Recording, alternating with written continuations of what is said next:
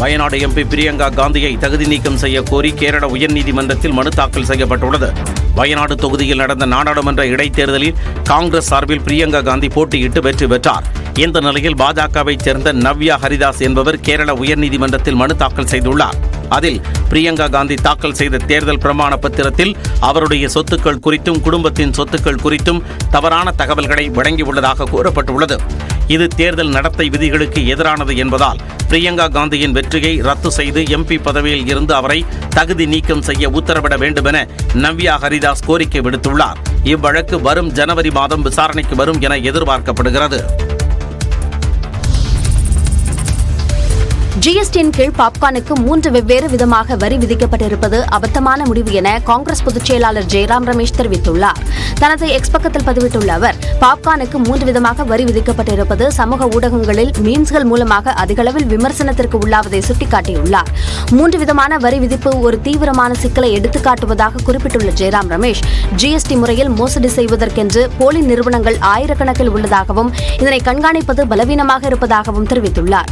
வரி மோசடி குறித்த சமீபத்திய தரவின்படி நடப்பு நிதியாண்டில் சுமார் 2.01 லட்சம் கோடி ஜிஎஸ்டி வரி ஏய்ப்பு ஏற்பட்டுள்ளதாக ஜிஎஸ்டி நுண்ணறிவு இயக்குநரகம் தெரிவித்துள்ளதாக ஜெயராம் ரமேஷ் சுட்டிக்காட்டியுள்ளார்.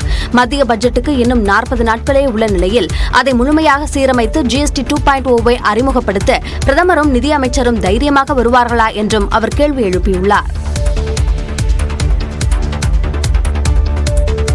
உடலை நடனமாட வைக்கும் வகையிலான டிங்கா டிங்கா என்ற புதிய காய்ச்சலுக்கு உகாண்டாவில் 300 பேர் பாதிக்கப்பட்டுள்ளனர். டிங்கா டிங்கா காய்ச்சல் என்றால் என்ன, அதனால் ஏற்படும் பாதிப்புகள் என்னென்ன என்பது குறித்து விவரிக்கிறது இந்த செய்தி தொகுப்பு.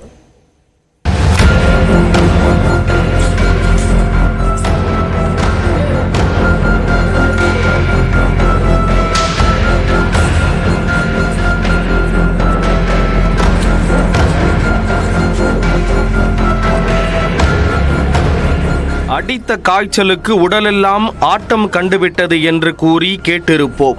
ஆனால் உடலையே ஆட்டம் போட வைக்கும் காய்ச்சல் பற்றி கேள்விப்பட்டதுண்டா? ஆம், உகாண்டாவில் அப்படி ஒரு காய்ச்சல் வேகமாக பரவி வருகிறது. அதன் பேர் டிங்கா டிங்கா காய்ச்சல்.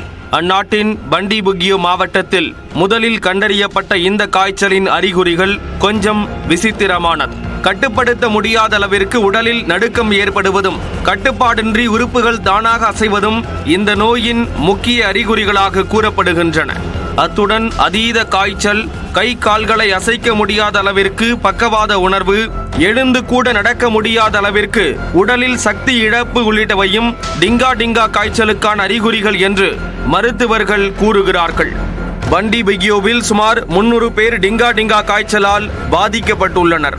இந்த நோய் பாதிப்பின் மற்றொரு வித்தியாசமான குணம் என்னவென்றால், பெரும்பாலும் பெண்கள், சிறுமிகள் அதிகம் தாக்குதலுக்கு உள்ளாகி வருகின்றனர். பண்டிபுகியோ தவிர வேறு எங்கும் இந்த நோய் பாதிப்பு ஏற்படவில்லை. நோயின் தன்மையை அறிய மாதிரிகளை ஆய்வகத்துக்கு மருத்துவர்கள் அனுப்பியுள்ளனர். இந்த நோய்க்கு மருந்தாக சில ஆன்டிபயோட்டிக் எனப்படும் நோய் எதிர்ப்பு மருந்துகள் வழங்கப்படுகின்றன. அதிலேயே சில நாட்களில் காய்ச்சல் குணமாகி விடுகிறது என்றும் இதுவரை உயிரிழப்பு பதிவாகவில்லை என்றும் உகாண்டா சுகாதாரத்துறை அதிகாரிகள் கூறியுள்ளனர். மக்கள் இயற்கை வைத்தியங்களை நம்பாமல் அறிகுறிகள் தெரிந்ததுமே மருத்துவரை உடனடியாக அணுக வேண்டும் என்றும் அறிவுறுத்தப்பட்டுள்ளது. இந்த டிங்கா டிங்கா எப்படி பரவுகிறது என்பதற்கு சரியான காரணம் தெரியவில்லை. ஆனால் பூஞ்சை மற்றும் கெட்டுப்போன உணவுகளால் இந்த வைரஸ் உருவாகி இருக்கலாம் என கூறப்படுகிறது. இந்த நோயை பிரான்சில் 1518ஆம் ஆண்டு பரவிய டான்சிங் பிளேக் எனப்படும் மர்ம நோயுடன் ஒப்பிட்டு மருத்துவ நிபுணர்கள் கூறுகிறார்கள். அந்த நோயினால் பாதிக்கப்பட்டவர்கள் தங்களது உடல் கட்டுப்பாடு இன்றி உயிரிழக்கும் அளவுக்கு தொடர்ந்து ஆடிக்கொண்டே இருந்ததாக வரலாற்று குறிப்புகள் தெரிவிக்கின்றன.